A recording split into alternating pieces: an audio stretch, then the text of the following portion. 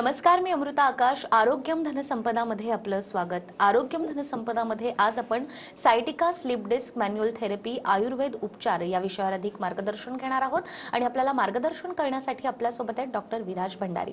Doctor, कार्यक्रमात आपलं स्वागत करते. नमस्कार.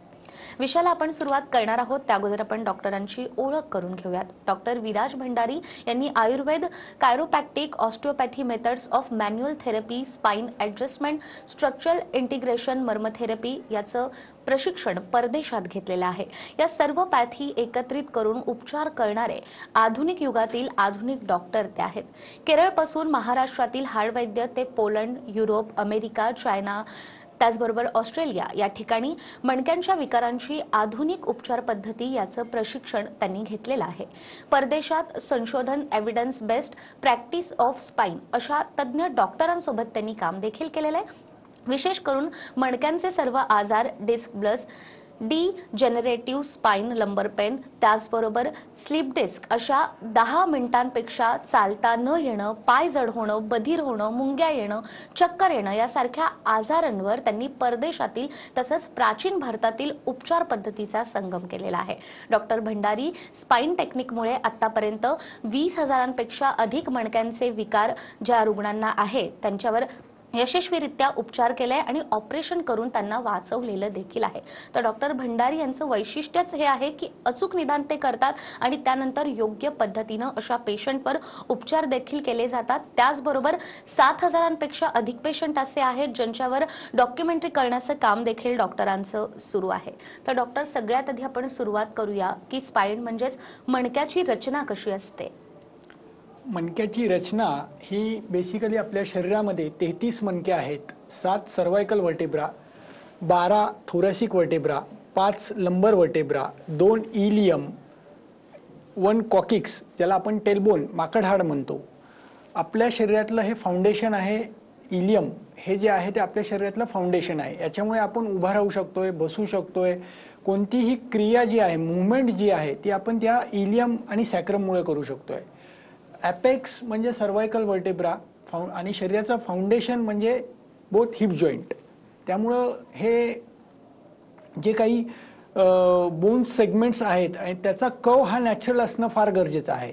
आणि तो जर नॅचरल कव कमी होत गेला तर मणक्याच्या आजारालाही सुरुवात होते. अगदी जसं तुम्ही सांगितलं. आणि त्याचबरोबर बदलत्या काळानुसार आपण पाहतोय की अनेक लोकांना कंबरदुखी, मानदुखी याचा त्रास व्हायला लागलाय किंवा मणक्याचे विकार देखील वाढत चाललेत. यामागे कारण काय असू शकतं? एक लक्षात आपण घेतलं पाहिजे, कोणताही आजार होतो तर त्याला कारण आहे. आणि कारणं कोणती आहेत तर पहिलं कारण म्हणजे आपला आहार. जे आपण वेळ झाली म्हणून जेवण करतो, भूक लागली म्हणून नाही. आहार हे एक पहिलं महत्त्वाचं कारण आहे. आपल्या आहारात विशिष्ट प्रकारचे प्रोटीन्स, विशिष्ट प्रकारचे ताकद वाढवणारे घटक द्रव्य ही कमी होत चालली आहेत. आपण वेळ झाला म्हणून जेवतो. त्या जेवण करत असताना बऱ्याच वेळा फास्ट फूडचं प्रमाण हे वाढत जातं. सतत जेवणाची काही लोकांना सवय असते. दर 2 तासांनी, दर 3 तासांनी काहीतरी खाणं म्हणजे सतत हे आम निर्मिती होते आणि पोटात गॅस उत्पन्न होऊन आजाराला निर्माण होते. दुसरं कारण आहे सकाळी उठल्यानंतर पाणी पिणं किंवा एक्सेसिव्ह पाणी पिणं. पाणी अति पिल्यामुळे गॅसेस होतात आणि समान वायू बिघडून शरीरामधला वायू वाढल्यामुळे तो सगळा वायू तुमच्या मानेमध्ये जाऊन बसतो आणि सुरुवात होते मान दुखायला. दुसरं कारण आहे आपलं आहार आपण बघितलं. दुसरं कारण आहे मुवमेंट. Movement is medicine. आपण सकाळी उठल्यापासून झोपेपर्यंत 600 हालचाली करतो. या हालचाली करत असताना बऱ्याच वेळा आपला टॉर्क आणि फोर्स काहीतरी चुकतो आणि त्यातनं स्लीप डिस्क किंवा सायटिका सारखा आजाराला सुरुवात होते. हे दुसरं कारण आहे मुवमेंट. तिसरं कारण आहे माइंड. माइंड सतत अतिविचार करणं आणि त्या अतिविचाराचा, इमोशनचा प्रॉब्लेम सगळा आपल्या मेंदूवरती, मेंदूचा ताण सगळ्या आपल्या स्नायूंवरती येतो आणि त्यातनं मणक्याच्या आजाराला सुरुवात होते. अशी 3 कारणं प्रामुख्याने आपण बघितली पाहिजेत. अगदीच. खरं तर वेगवेगळी कारणं तुम्ही सांगितली. मात्र आपल्याकडे जे रुग्ण येतात ज्यांना मणक्याचे विकार किंवा सायटिका असा त्रास असतो, मात्र योग्य उपचार आणि निदान झाल्यानंतर ते पूर्णतः बरे देखील होतात. तर आपल्याकडे असे काही पेशंट आहेत जे या उपचार पद्धतीनंतर पूर्णतः बरे झालेले आहेत. अशाच एका पेशंटचा आपण अभिप्राय पाहूयात. मी विक्रम काळे, राहणार लातूर. माझं वय वर्ष 48. मी व्यवसायाने कंत्राटदार आहे. सतत प्रवास व शारीरिक कष्ट यामुळे पुढे वाकल्यामुळे वगैरे माझी L5ची गादी बाहेर निघाली. गादी बाहेर निघाल्यानंतर मी महिना ते 1.5 महिना प्रचंड त्रास सहन केला. मला उठता येत नव्हतं, बसता येत नव्हतं, उजव्या पायाला शॉक लागल्यासारखा चमक लागत होता. मला ह्या अडंगावरून त्या अडंगावर ती पण सरकता येत नव्हतं. नाईलाजाने माझे वडील बंधू ऑर्थोपेडिक सर्जन आहेत त्यांनी MRI केला. MRI करून तपासल्यानंतर त्यांनी ऑपरेशन सजेस्ट केलं. मग पुण्या मुंबईच्या आम्ही डॉक्टरांचा सल्ला घेतला तर त्यांनी पण ऑपरेशन सजेस्ट केलं. तर नंतर माझी मानसिक तयारी ऑपरेशनला होत नसल्यामुळे मग मी याला पर्याय काय आहे का हा शोधण्याचा प्रयत्न करता करता माझे मित्र आहेत आयुर्वेदिक डॉक्टर जिरवणकर यांच्या संदर्भाने मी डॉक्टर भंडारींच्या क्लिनिकमध्ये दाखल झालो. मी 6 एप्रिल 2019ला मी त्यांच्याकडे जॉईन झालो. जॉईन झाल्यानंतर त्यांनी मला माझे सर्व कपडे काढून शरीर माझं पूर्ण तपासलं असता माझे मणकेच्या गादी सगळ्या कशा सरकल्या ते तपासलं आणि ते MRIला टॅली केलं त्यांनी दाखवलं. आणि ते त्याच दिवशी माझ्या शरीराचं मॅनिप्युलेशन केलं. त्यांनी मॅनिप्युलेशन केल्या मला त्या दिवशी रात्री मला 30 ते 40% मला फरक जाणवला. त्यानंतर प्रत्येक आठवड्यामध्ये माझ्या बॉडीचं स्ट्रक्चर इंटिग्रेशन मर्मचिकित्सा हे केलं. आणि पहिल्या दिवशी मला जो योगा शिकवला त्यांनी तो योगा मी सतत रोज केल्यामुळे आजच्या मितीला मला शारीरिकदृष्ट्या 100% बरं वाटतं. मला उठण्या बसण्यामध्ये थोडाही त्रास नाही. माझे दैनंदिन रुटीन रोजच्या रोज चालू आहे आणि माझ्या पायाला मुंग्या येणे वगैरे सर्व त्रास बंद झालेला आहे. योगा रोज करतो मी. तर आत्ताच आपण पाहिलं की कशा पद्धतीनं उपचार झाल्यानंतर हा पेशंट पूर्णतः बरा देखील झालेला आहे. सर, खरं तर मणक्यांचे विकार ज्याच्यामध्ये स्लिप डिस्क असेल किंवा मग स्पॉन्डिलिसिस असेल, लिथेसिस असेल, असे प्राचीन ते आधुनिक जे संपूर्ण उपचार पद्धती आहे याचं शिक्षण तुम्ही परदेशात घेतलेलं आहे आणि अचूक आता निदान देखील होतच आहे. याबद्दल काय सांगाल? कोणताही रुग्ण आमच्याकडे आल्यानंतर प्रथमतः आम्ही त्याची नाडी परीक्षा करतो. नाडी परीक्षेमध्ये त्याचे दोष कोणते बिघडलेत, त्याला नक्की काय होतं हे पहिलं प्रथमतः समजून घेतलं जातं. त्याच्यानंतर पोश्चर आणि गेट पॅटर्न चेक केला जातो.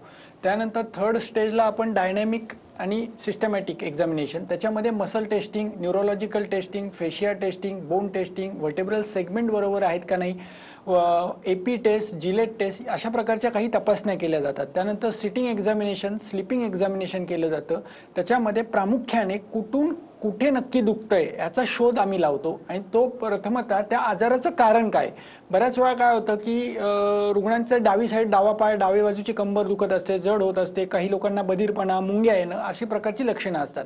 परंतु ती लक्षणं का झाली, कोणता व्हर्टेब्रल सेगमेंट हा दबला गेला आहे, कोण पुढे गेलंय, कोण मागे गेलंय, कोण वर खाली गेलंय हे आपण चेक करतो. साधारणतः तुम्ही जर बघितलं तर 2 मणक्याच्या मध्ये एक पाण्याची गादी असते आणि मणका जो आहे तो एक तर उजव्या साईडला किंवा डाव्या साईडला किंवा पुढे किंवा मागे या पद्धतीने वर खाली होतो आणि त्यामुळं ते तपासणं महत्त्वाचं आहे. अचूक निदान जोपर्यंत होत नाही मणक्याच्या विकारामध्ये तोपर्यंत तुम्ही चिकित्सा काहीच करू शकत नाही.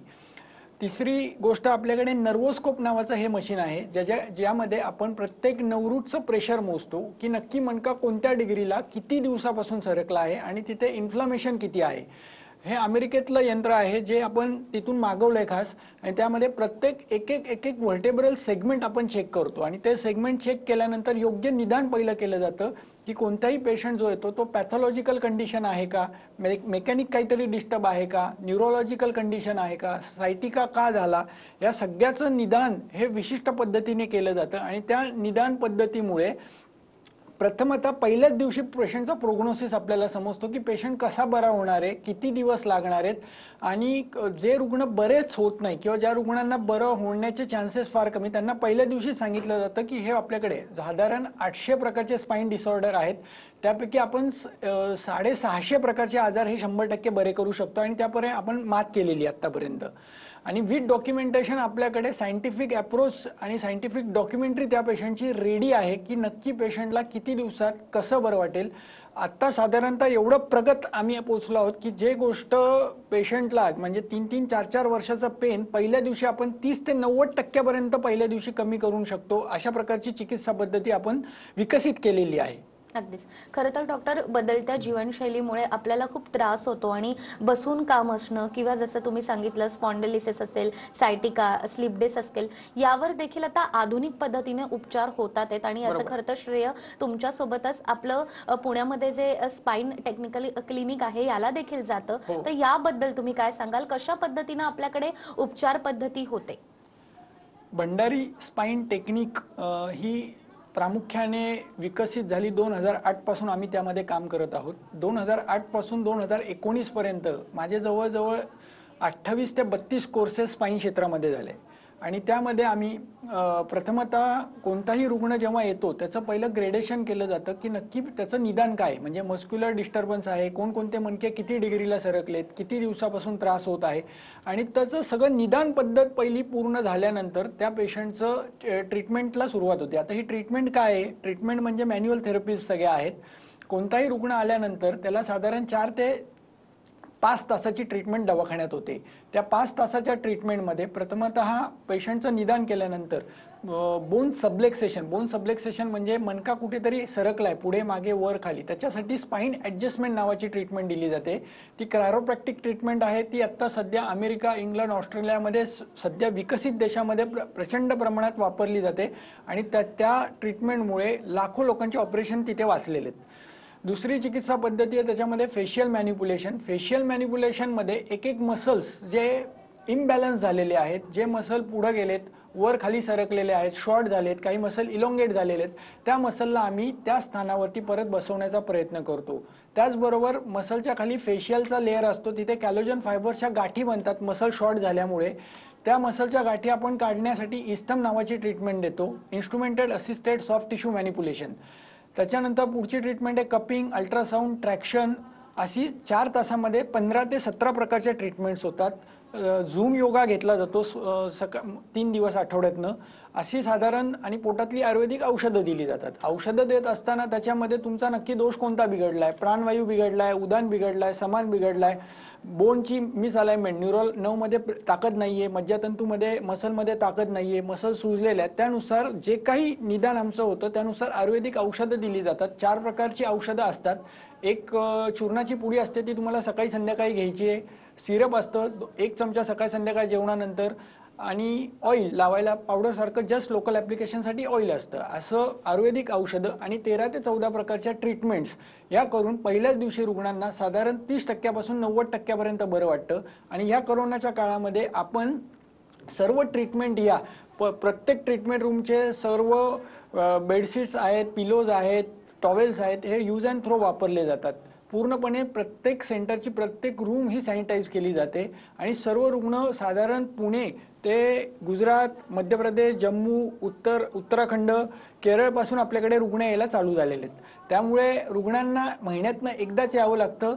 साधारण 4 तासाची ट्रीटमेंट असते. त्याच्यामध्ये म्हणजे आज रुग्ण आल्यानंतर कितीही वाकडा किंवा कितीही तिरका दिसत असेल, कितीही मसल त्याचे डिजनरेशन असेल, 10 वर्षापूर्वीचा आजार असेल, पहिल्या दिवशी कमिटमेंट आहे माझी 35 ते 90% रुग्ण बरं करण्याची. आम्ही त्या प्रकारे ते सर्व विकसित सगळ्या मॅन्युअल थेरपी या विकसित केल्यात आणि त्याचा परिणाम हा 100% रुग्णांवरती दिसून येतो. अगदी जसा तुम्ही उल्लेख केला, आतापर्यंत असे 20,000 पेशंट असतील जे पूर्णतः बरे झालेले आहेत आणि इतरही आजार जे मणक्याचे असतात यावर देखील खात्रीशीर उपचार सरांकडे केले जातात. त्यामुळे तुमच्या मनात कोणताही प्रश्न असेल आणि जर तुम्हाला सरांचं मार्गदर्शन हवं असेल तर स्क्रीनवर डॉक्टरांचा नंबर आहे, नक्कीच तुम्ही डॉक्टरांशी संपर्क करू शकतात. आजच्या विषयासंदर्भात आपण डॉक्टरांकडून आणखीनही माहिती घेणारच आहोत एका छोट्याशा ब्रेकनंतर. ब्रेकनंतर पुन्हा एकदा आरोग्यम धनसंपदामध्ये आपलं स्वागत. आरोग्यम धनसंपदामध्ये आज आपण sciatica, slip disc, manual therapy आणि आयुर्वेदिक उपचार या विषयावर अधिक माहिती घेतोय आणि आपल्याला मार्गदर्शन करतायत डॉक्टर विराज भंडारी. डॉक्टर, ब्रेकवर जाण्यापूर्वी जसं तुम्ही सांगितलं की आता आधुनिक उपचार देखील येतात आणि त्यामुळे ऑपरेशन ज्यांना करायला सांगितलेलं आहे त्यांना आता ऑपरेशन देखील त्यांचं टळू शकतंय. तर नेमकं ऑपरेशन टळू शकतं का आणि या ऑपरेशनला मग पर्याय काय आहेत आपल्याकडे? एक लक्षात घ्या, नाण्याला दोन्ही बाजू आहेत. ऑपरेशनची जी अवस्था आहे, पूर्ण डिस्क एक्सक्रूड झालेली आहे, फूट ड्रॉप झालेला आहे, चालताना पायातली चप्पल पूर्णपणे निसटते, अशा अवस्थेमध्ये, कॅन्सरच्या काही अवस्थेमध्ये आपण ऑपरेशनचा सल्ला देतो. परंतु तुमची डिस्क ही 75% डिस्क बल्ज, हर्निएशन, पोट्रुजन असा MRIचा रिपोर्ट असेल तर 100% तिथं ऑपरेशन वाचवण्यात आपल्याला यश आलेलं आहे. त्यामुळे प्रथमतः क्लिनिकली पूर्णपणे पेशंट हा रुग्ण तपासल्यानंतर आपण 100% सांगू शकतो की ऑपरेशन इथे करायचं आहे का ऑपरेशन टाळायचं आहे. मी असं नाही म्हणणार की मी 100%च्या आलेले 100% रुग्ण बरे करू शकतो, तर 100रातले नक्कीच 90%, 95% रुग्ण आपल्याकडे बरे होण्यासारखे असतात की ज्यांचं मी ऑपरेशन आत्तापर्यंत वाचवण्यात आपल्याला यश आलेलं आहे. एव्हियनच्या केसेस, फूड ड्रॉपच्या केसेस या सोडल्या आणि कॅन्सरच्या केसेस या सोडल्या तर 99% रिझल्ट आपल्याकडे मिळतात. 5 ट्रीटमेंट म्हणजे 5 महिन्यात 5 वेळा फक्त रुग्णांना यायचं आहे. आणि जर त्यांनी 4 तासाच्या ट्रीटमेंट आणि मी सांगितल्याप्रमाणे उठणं, मी सांगितल्याप्रमाणे बसणं आणि मी सांगितल्याप्रमाणे झोपणं चालू केलं, आहारात बदल केले, तर नक्कीच रुग्ण पार झोपलेला असेल तरी तो चालू शकतो, एवढं खात्रीशीर मी आज तुम्हाला सांगू शकतो. अगदीच. तर ज्या प्रकारे डॉक्टर तुम्ही सांगितलं, आतापर्यंत असे असंख्य रुग्ण असतील ज्यांच्यावर उपचार झालेले आहेत आणि ते पूर्णतः बरे झालेत. त्याचबरोबर तुम्ही एक उल्लेख केला की पहिल्याच दिवशी सांगितलं जातं की हा पेशंट बरा होणार आहे की नाही. ही देखील एक महत्त्वाची गोष्ट आहे आणि असाच एक पेशंट आहे, त्यांचाही आपण अभिप्राय या ठिकाणी पाहूयात. सौ सरिता संतोष जोशी, राहणार बीड, वय माझं 43 आणि मी एक फेब्रुवारीमध्ये सरांकडे माहीत झालं की बाबा भंडारी डॉक्टर आहेत, आयुर्वेदिक तर करतात. आधी संचितीमध्ये दाखवलं, डॉक्टरांनी खूप अशी म्हणजे भीती वाटली पहिल्यांदा जेव्हा दाखवलं, तर डायबिटीस खूप असल्या कारणाने इन्शुरन्स वगैरे चालू असल्याने डॉक्टरांचं असं म्हणणं आलं की बाबा तुमचा पाय बारीक होईल किंवा तुम्हाला संडास आगे. लगेच ते म्हटले पाय खूप बारीक झालाय. त्यानंतर आम्ही पहिले ते ऐकल्यानंतर घाबरलो की बाबा पाय बारीक झालाय आणि पाय काढायची वेळ येईल, गँग्रिंग वगैरे होईल, डायबिटीस असल्यामुळे नसा बंद पडतील आणि तुम्हाला एक 8 दिवसामध्ये ऑपरेशन करावं लागेल. 8 दिवसात मला खूप परेशान झालो. मग काय करावं असंच मग कळालं की सर इथं आहेत, म्हणजे सरांचा हॉस्पिटलला वगैरे आलो. सर म्हटले की 100 नाही 1,00,000% मी गॅरंटी घेतो की मी तुम्हाला असं काही होणार नाही की पाय काढणं वगैरे, डायबिटीस जरी असला तरी मी पूर्णपणे तुम्हाला यातनं बाहेर काढतो. मग तर 24 फेब्रुवारी का 23 असं फेब्रुवारी महिन्यापासून ट्रीटमेंट सुरू केली. पहिले 8 दिवस खूप त्रासदायक गेले. असं वाटलं की नाही होणार, हे सरांनी जे सांगितलं त्यांनी म्हणजे विश्वास बसायला याला वेळ लागला थोडासा. पण जेव्हा 15 दिवस झाले त्यानंतर मला प्रचंड सगळ्या गोष्टींमध्ये फरक पडत गेला. माझं चालण्यामध्ये मुंग्या कमी येणं, प्रत्येक जे ह्या सिस्टीम या थेरपी करतात सर, रॉल्फर म्हणा, आणखी ॲडजस्टमेंट आणि जे करतात त्या सगळ्या गोष्टींमधून खूप काही फरक पडला. खूप म्हणजे प्रचंड 90% मला आता तर 90% फरक आहे. अजून आता ह्या 10 दिवसात आणखी पडून जाईल. तर त्यामुळे मला खूप छान वाटलं. पायाच्या मुंग्या कमी झाल्या आणि माझं विशेष म्हणजे डायबिटीस सुद्धा कंट्रोल, की जेणेकरून HbA1c माझं कधीच 9च्या खाली आलं नाही. तर ह्या 3 महिन्यामध्ये ते 7 झाले आणि आता पुढच्या महिन्यात टेस्ट करणार आहे मी, तर ते आणखी कमी होईल. डायबिटीसला खूप छान फरक पडला. माझं बोलणं, आरोग्य, त्वचा ह्या सगळ्या गोष्टीमध्ये मला फरक पडला. माझा आत्मविश्वास वाढला की नाही आपणही म्हणजे आपल्याला काही होणार नाही, पाय काढायची वेळ येणार नाही. आणि सरांमुळे म्हणजे त्यांच्या इथल्या थेरपीनी मला खूप छान वाटलं, खूप छान फरक पडला.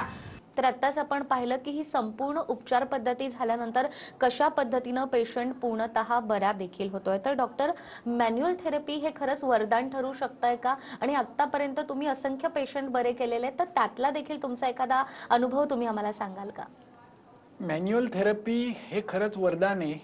जे काही पूर्वी जर आपण बघितलं, महाभारतात, रामायणामध्येही मॅन्युअल थेरपी सारख्या ट्रीटमेंट म्हणजे मर्म थेरपी जी आहे भारतामध्ये पूर्वी प्रचंड प्रमाणात वापरली जायची. परंतु काही कालांतरानंतर त्याचा विकास हा म्हणावा तसा झाला नाही. मॅन्युअल थेरपी भारतातूनच ऑस्ट्रेलिया, इंग्लंड, अमेरिकेत लोक शिकली. तिथे जाऊन त्यांनी विकास केला, सायंटिफिक अप्रोच त्याला आणला. प्रत्येक रुग्णाचं ट्रीटमेंट दिल्यानंतर त्यांना कसं वाटतं, ते कसे चालतात, त्यांना काय फील होतं, हे फार महत्त्वाचं आहे. एक लक्षात घ्या, दुखणं म्हणजे निदान नव्हे. माझी पाठ दुखते तर पाठ दुखते तिथे बाम लावणं की तिथे जळवा लावणं की तिथे तुंबडी लावणं म्हणजे निदान नव्हे. नक्की ते का दुखतंय हे अचूक शोधणं, कोणकोणत्या मसल्स पिंच झाल्यात, कोणकोणते बोन हे मिसअलाइन झालेले आहेत आणि त्या जे काही मिसअलाइनमेंट तिथं झाली आहे त्याला परत नॉर्मल त्या ठिकाणी आणणं, आणि ती मॅन्युअल थेरपी आहे.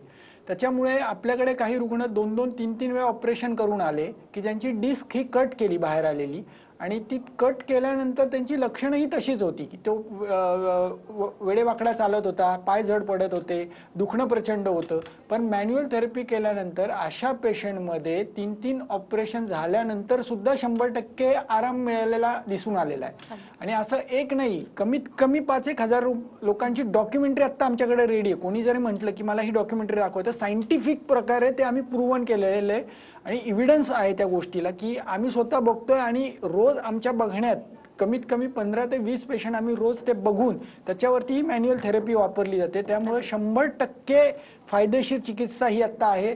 ऑपरेशन करण्यापूर्वी सर्व रुग्णांनी एकदा तरी व्हिजिट देऊन आपलं जे काही स्ट्रक्चर आहे ते समजून घ्या, निदानाची पद्धत बघा, डायग्नोसिसची पद्धत बघा आणि नंतर ठरवा की ऑपरेशन करायचं की नाही. अगदीच ज्या पद्धतीने तुम्ही सांगतात आणि खरं तर संशोधनानंतर ही संपूर्ण उपचार पद्धती विकसित झालेली आहे. तुम्हाला जर का डॉक्टरांकडून अधिक मार्गदर्शन हवं असेल तर स्क्रीनवर डॉक्टरांचा नंबर आहे, नक्कीच तुम्ही डॉक्टरांशी संपर्क करू शकता. डॉक्टर, खूप खूप धन्यवाद आज तुम्ही इथे आलात आणि इतकी महत्त्वाची माहिती तुम्ही आम्हाला दिलीत. धन्यवाद. त्याचबरोबर आरोग्यम धनसंपदामध्ये वेळ झाली आहे इथेच थांबण्याची. पुन्हा भेटूया एका नव्या विषयासह. तोपर्यंत नमस्कार.